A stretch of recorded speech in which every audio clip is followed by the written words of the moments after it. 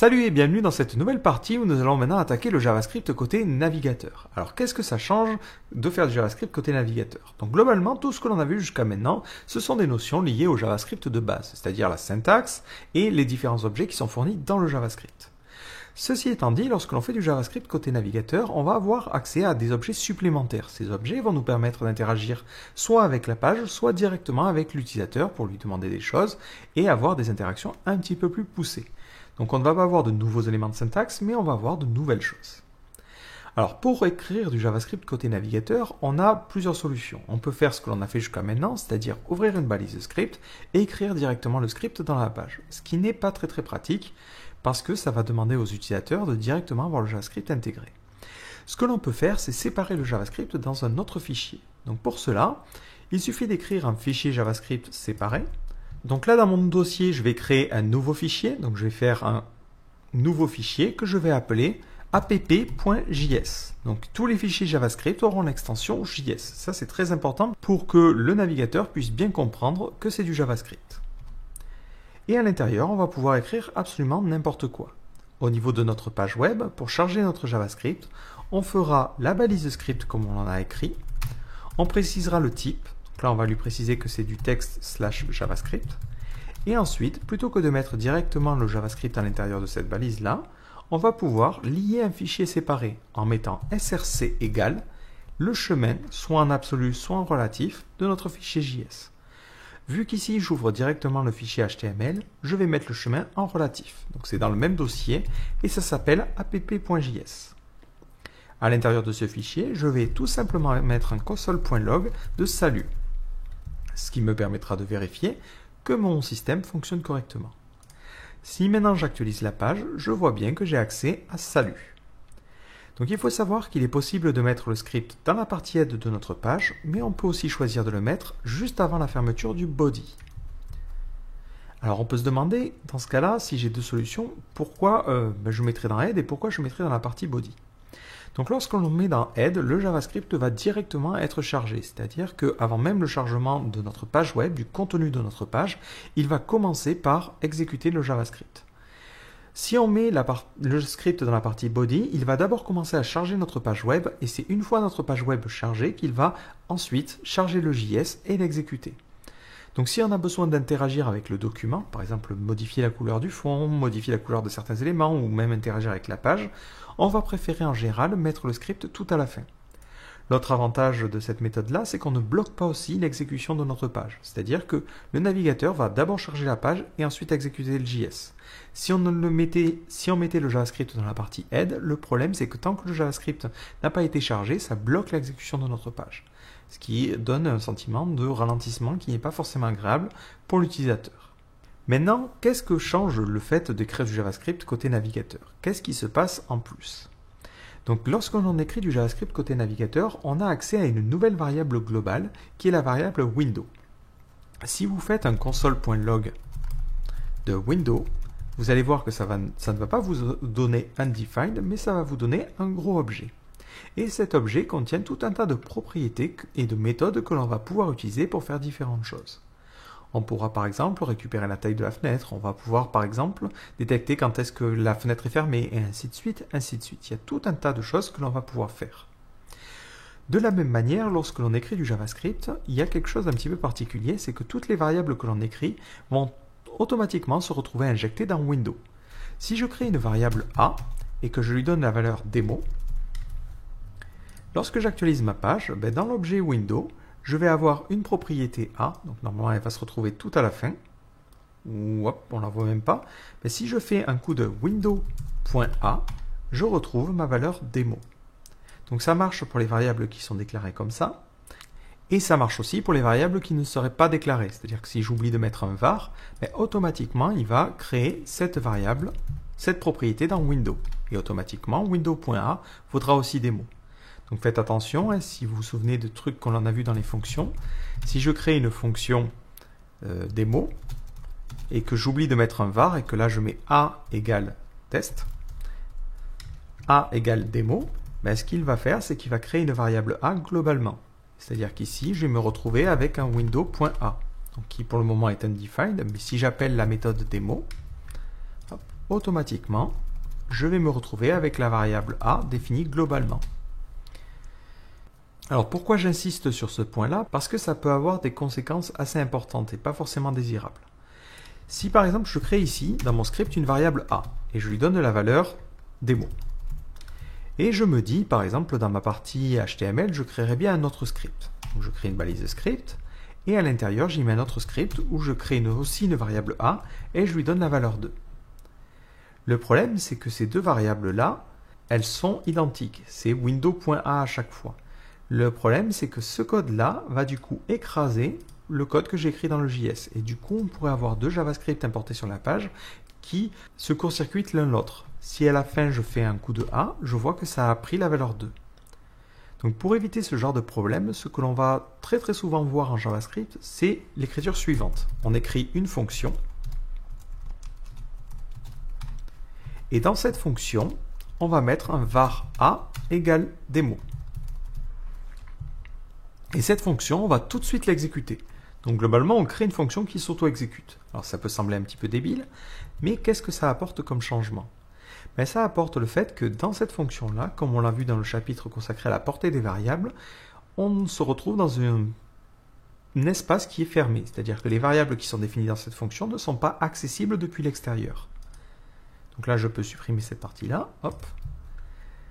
Si j'essaie de réactualiser ma page, et que j'essaie d'afficher A, juste la valeur A, il va me donner A is not defined, parce que je suis ici dans une fonction, et du coup, les variables ne sont pas propagées à l'extérieur. Donc il faudra faire très attention à ça. Dès que vous déclarez une variable de manière globale, c'est-à-dire soit en la mettant ici, en faisant var b égale démo, soit en la mettant dans une fonction en oubliant de mettre le var, automatiquement, votre variable va se retrouver comme propriété de Windows. Si j'actualise la page et que je fais window.b, automatiquement j'ai démo. Voilà, c'est un petit détail, mais c'est très important pour éviter les gros problèmes. Du coup, maintenant qu'on a accès à ce super objet Windows, on se dit, mais qu'est-ce que l'on peut faire avec? Donc encore une fois, qu'est-ce que l'on fait? On va sur MDN. Donc là, vous pouvez chercher MDN Windows directement. Et vous allez tomber sur l'API référence, donc il vous montre l'ensemble des fonctions que vous pouvez utiliser. Et vous voyez qu'on a tout un tas de choses que l'on va pouvoir faire. Alors je vous propose de découvrir quelques fonctions qui sont indispensables pour travailler avec le JavaScript, parce que je devine que vous n'allez pas toutes les apprendre par cœur, ça serait beaucoup trop long. Alors la première fonction, qui est la fonction assez chiante en général quand vous arrivez sur le site, c'est une fonction alerte. Donc vous faites window.alert. Et dans cette méthode, vous mettez un petit message. Là, on va mettre salut les gens. Comme son nom l'indique, cette méthode permet d'afficher une petite alerte. Si j'actualise ma page, dès que je charge ma page, j'ai cette petite alerte et dès que je clique sur OK, elle disparaît. Alors, il faut savoir que cette alerte-là bloque l'exécution du script. C'est-à-dire que si je mets un console.log de salut juste après, ce salut ne sera exécuté que quand l'utilisateur aura cliqué sur OK. Tant qu'il n'a pas cliqué sur OK, je vois que j'ai rien dans la console. Dès que je clique sur OK, il continue à exécuter le script. On a ensuite une autre fonction dans Windows qui est plutôt pratique, c'est prompt. Prompt affiche une alerte avec un champ de texte que l'on va pouvoir remplir. Et en retour de cette fonction-là, j'ai ce qui a été rentré par l'utilisateur. Donc je vais créer une variable que je vais appeler démo, et ça sera le résultat de ce prompt. Et à la fin, je fais un console.log de démo. Si maintenant je réactualise la page, je retombe sur une petite alerte, le script est en pause, et il me demande de rentrer quelque chose. Je rentre 3 ou 2. Je clique sur OK, et automatiquement, au niveau de la console, il m'affiche la valeur. Enfin, dernière chose pour interagir avec l'utilisateur de manière un peu brutale, c'est le confirme. Donc le confirme, c'est une fenêtre de confirmation. Donc globalement, c'est comme un alerte, sauf qu'on va avoir deux boutons, un bouton OK et un bouton annulé. Si la personne a cliqué sur OK, la valeur sera true. Si la personne a cliqué sur annuler, la valeur sera fausse. Donc ça sera très utilisé, notamment lorsque l'on demandera à l'utilisateur s'il veut bien faire quelque chose. Par exemple, il clique sur un lien, on va lui demander est-ce que vous voulez vraiment supprimer ce contenu. On peut l'utiliser comme ça de différentes manières. Bon, après, c'est encore une fois très situationnel. Donc d'ailleurs, ces méthodes-là, on peut enlever le window. Vu qu'on se situe automatiquement par défaut dans le contexte global sur l'objet window, dès qu'on fait quelque chose, il va chercher sur l'objet window. Donc on peut écrire simplement confirme et ça revient au même. Ceci étant dit, je vous conseille de laisser window, comme ça vous pensez bien que c'est sur cet objet-là et vous ne mélangez pas les différentes méthodes. Donc maintenant que l'on a vu ces petits trucs, je vous propose un petit exercice, histoire de tester quelque chose en milieu réel. Donc le but, c'est de créer un petit algorithme qui va permettre à l'utilisateur de jouer à un jeu où il doit deviner un chiffre. Donc l'idée, c'est de générer un chiffre entre 0 et 10 et de demander à l'utilisateur de deviner ce chiffre. Si l'utilisateur devine le chiffre, on lui dit bravo. Si l'utilisateur ne devine pas le chiffre, on lui dit tu es au-dessus s'il est au-dessus et on lui dit tu es en dessous si tu es en dessous. Et ensuite, on lui redemande de rentrer un chiffre. Donc on va utiliser pour cela le prompt et le alert. Donc je vous laisse essayer, donc soit vous pouvez essayer tout de suite vous-même, soit vous suivez ce que l'on va faire maintenant, c'est-à-dire on va écrire le pseudocode. Encore une fois, je tiens vraiment à vous faire cet effort de logique pour que vous compreniez comment on réfléchit un algorithme dans notre tête. Alors, premièrement, on doit choisir un chiffre aléatoirement entre 0 et 10. Donc on choisit un chiffre random. Donc là, vous vous souvenez des chapitres précédents pour deviner un chiffre. Ensuite, on demande à l'utilisateur de rentrer un chiffre. Donc ensuite, on a une condition. Si le chiffre est bon, alors on alerte. Bravo! Sinon, si le chiffre est au-dessus, on alerte au-dessus. Sinon, on alerte en dessous. Et ensuite, on demande à l'utilisateur de rentrer un chiffre. Globalement, on revient à cette étape-là. Et ensuite, on boucle, on boucle, on boucle. Donc là, on pourra soit utiliser une fonction, soit écrire un while. Donc cet algorithme, on peut l'écrire aussi d'une autre manière, en lui disant, tant que le chiffre n'est pas bon,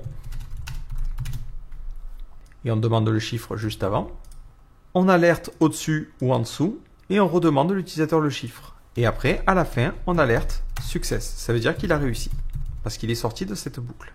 Et là, on mettrait un fin tant que. Donc voilà le déroulement de notre algorithme. Je récapitule. On choisit un chiffre aléatoirement.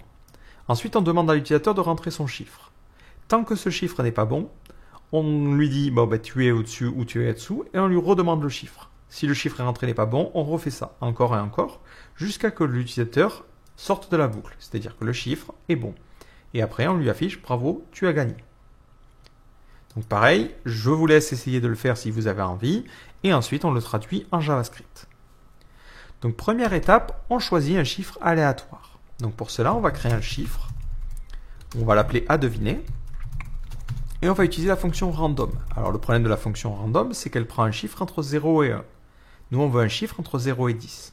Donc on va multiplier ça par 10. Ce qui va maintenant nous donner un chiffre entre 0 et 10. Le problème, c'est que math.random donne un chiffre à virgule. Nous, on veut un chiffre qui est un entier. Donc on va utiliser la fonction rand. Donc on lui dit, je veux que tu arrondisses le chiffre compris entre 0 et 10. Du coup, ça donnera un entier compris entre 0 et 10. Maintenant, on demande à l'utilisateur de rentrer un chiffre. Donc là, on fait un var. On va l'appeler essai. Et on va lui demander le chiffre. Donc on utilise pour cela le window.prompt. Entrez votre chiffre. Ensuite, on arrive dans une boucle tant que. Donc on va lui dire tant que l'essai est différent du chiffre à deviner, ça veut dire qu'il s'est trompé. Mais dans ce cas-là, on lui dit est-ce qu'il est au-dessus ou il est en dessous. Donc on va mettre si le chiffre essai est supérieur à deviner.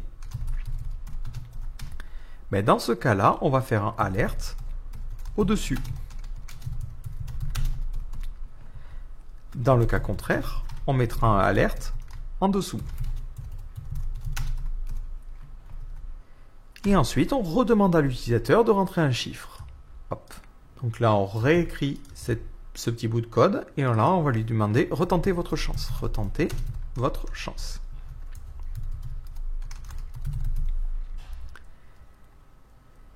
Et lorsque l'on sort de cette boucle, c'est qu'on a bien réussi. On fait un alerte. Bravo. Voilà comment va se dérouler notre script. Par contre, on va vérifier le fonctionnement de cette fonction prompt. Donc si je cherche prompt au niveau de la documentation JavaScript, on me dit que le résultat est du texte. Résultat est une chaîne contenant le texte entré par l'utilisateur. C'est gênant. Nous, ce que l'on va faire, c'est une comparaison. Et à deviner, c'est un chiffre. On va comparer ici une chaîne à un chiffre. C'est ce que je vous disais, il faut bien faire attention au JavaScript. Parce que une comparaison de chaîne à chiffre, c'est pas la même chose. Donc là, on va avoir besoin de convertir ce qui a été rentré par l'utilisateur en chiffres. Donc ça, c'est quelque chose que l'on sait déjà faire. On peut faire esc égale parseInt du chiffre entré par l'utilisateur en base 10. Voilà. Comme ça, ici, on sait que l'on a un chiffre. On peut le mettre sur la même ligne si on le veut, c'est-à-dire qu'on peut ici écrire parseInt de window.prompt, mais je trouve qu'on s'y perd un petit peu. Mieux vaut écrire plusieurs lignes des fois parce que c'est beaucoup plus clair. Donc maintenant, on va faire un essai. Je réactualise ma page et on me dit « Salut les gens », ouais. Et on me dit « Entrez votre chiffre ». Je vais rentrer 5. Et on me dit directement « Bravo, bah, j'ai eu de la chance ». Je réactualise, je vais re-rentrer 5. Et on me dit « Je suis en dessous ». Donc je vais essayer 6. Toujours en dessous. 7. Toujours en dessous. 8. Et j'ai gagné. Donc voilà comment on peut créer un petit script pour deviner un chiffre. Alors ce que je vous propose, c'est maintenant de rajouter une condition supplémentaire, c'est qu'on ne laisse l'utilisateur tenter sa chance que 3 fois. Donc là, encore une fois, il y a plusieurs manières de faire. Donc la première manière, c'est de se dire, on va sauvegarder le nombre d'essais. Donc on va faire une variable que l'on va appeler essai avec un S, et qui aura la valeur 3. Lorsque l'utilisateur essaie à cet endroit-là, ça veut dire qu'il vient de griller un essai. Donc on fera essai égale essai moins 1. Ou on peut faire essai moins moins. Donc l'utilisateur tente une première fois. Il échoue et du coup essai vaut 2. Il tente une seconde fois. Donc il échoue et essai vaut maintenant 1. Il tente une troisième fois et essai vaut 0.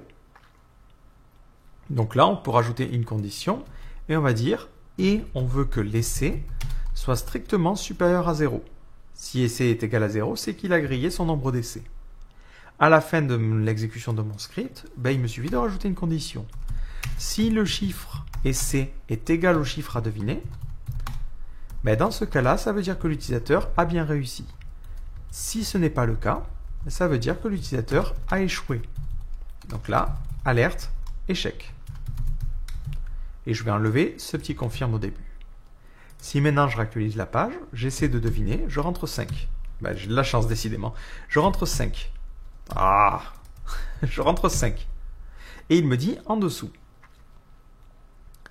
Je re-rentre 5 parce que je suis un petit peu bête. Il me dit toujours en dessous. Je re-rentre 5. Il me dit en dessous.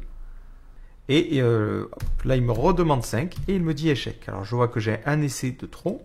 Donc ici, il faut que je change ma logique en lui disant si tu es arrivé à 0 et à cet endroit-là, ça ne sert à rien de lui redemander parce qu'il n'aura pas de toute façon de retour. Donc là, on peut rajouter une condition en disant si le nombre d'essais est égal à 0, hop, dans ce cas-là, hop, tu ne fais pas cette partie-là. Donc là, ce serait plutôt si le nombre d'essais est supérieur à 0, dans ce cas-là, tu demandes à l'utilisateur.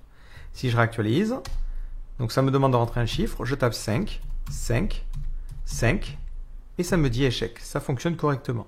Donc encore une fois, il existe d'autres solutions. Donc ce n'est pas forcément une manière meilleure ou moins bien, c'est juste je veux vous montrer qu'en algorithme, il n'y a pas qu'une seule solution pour arriver à résoudre un problème. Donc cette seconde solution, c'est de se dire, on va faire une boucle for. For var i égale 0, i strictement inférieur à 3, i++. Ça va faire 0, 1, 2. Donc ça va nous donner 3 essais.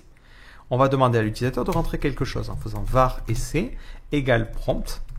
Entrez votre chiffre. Entrez votre chiffre.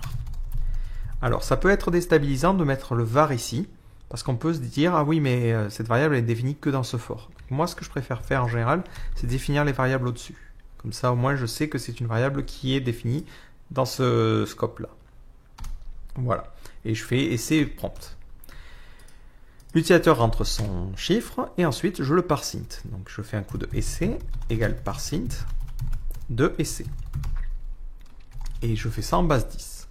Maintenant, je vérifie est-ce que ça correspond. If essai égale à deviner. ça veut dire que pouf, il a gagné du premier coup. Ben dans ce cas-là, je break, c'est-à-dire je sors et je force la sortie de la boucle.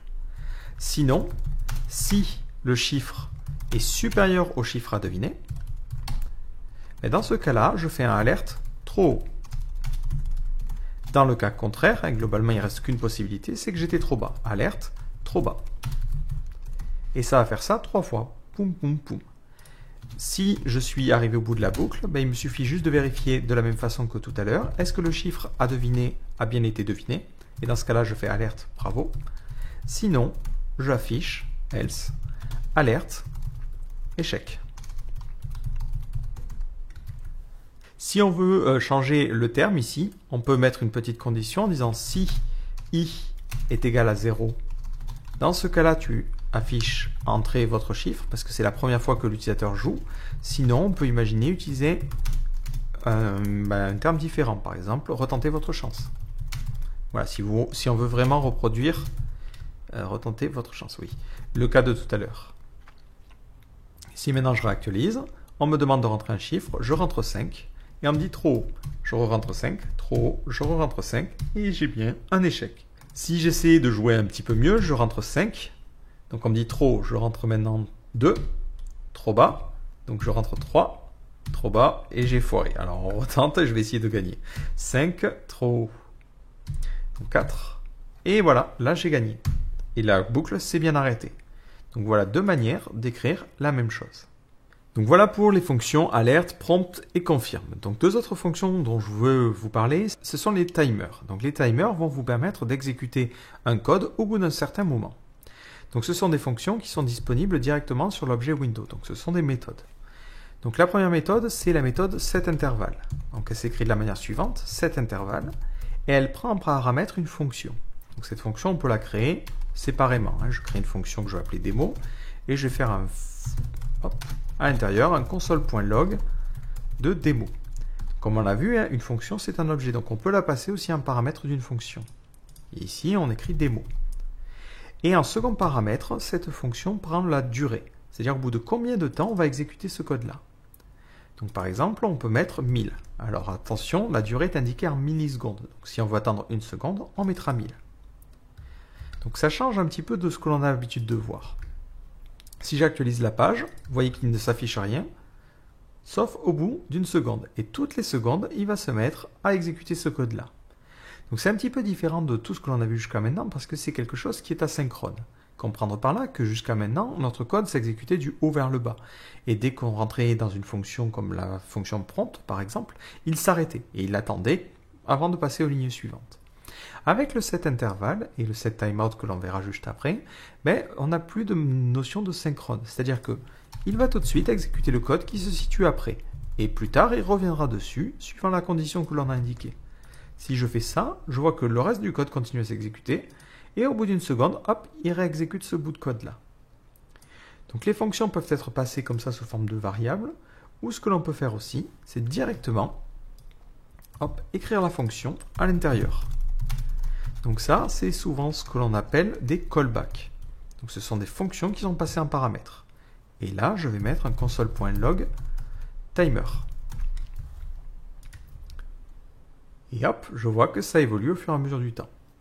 Si je veux compter, faire 1, 2, 3, 4 et ainsi de suite, je peux utiliser le système de closure. Créer une variable i en dehors qui vaut 0. Et dans cette fonction-là, j'incrémente i en faisant i++, et ensuite, je lui demande d'afficher i. Si maintenant j'actualise la page, il va me dire 1, puis 2, 3, et ainsi de suite, ainsi de suite. Donc la fonction setInterval permet d'exécuter un code qui sera passé en paramètre au bout d'un intervalle de temps donné. Et toutes les 1000 millisecondes, il va exécuter encore et encore notre code. Il y a une autre fonction qui est aussi utile, qui est la fonction setTimeout. C'est un peu le même principe, sauf que ça ne va exécuter la fonction qu'une seule fois. C'est-à-dire que là, ça va compter jusqu'à 1 et ça va s'arrêter tout de suite. Si j'actualise la page, il fait 1 et c'est tout. Donc setTimeout exécute au bout d'un certain nombre de temps, setInterval exécute tous les intervalles de temps. Alors le problème, c'est qu'on peut se dire, oui, j'ai envie de compter jusqu'à 10, mais m'arrêter à 10. Comment on fait? Ben, on a deux fonctions contraires qui sont les fonctions clearTimeout et clearInterval. Respectivement, clearTimeout permet de stopper un timeout et clearInterval permet de stopper un intervalle. Donc si je fais un setInterval, il va exécuter ce code tout le temps. Et cette méthode setInterval, elle retourne quelque chose. Si je cherche sur la documentation, si je fais hop, mdn setInterval, hop là, on me dit que ça me renvoie un intervalle ID, qui est un ID unique qui peut être passé à clearInterval.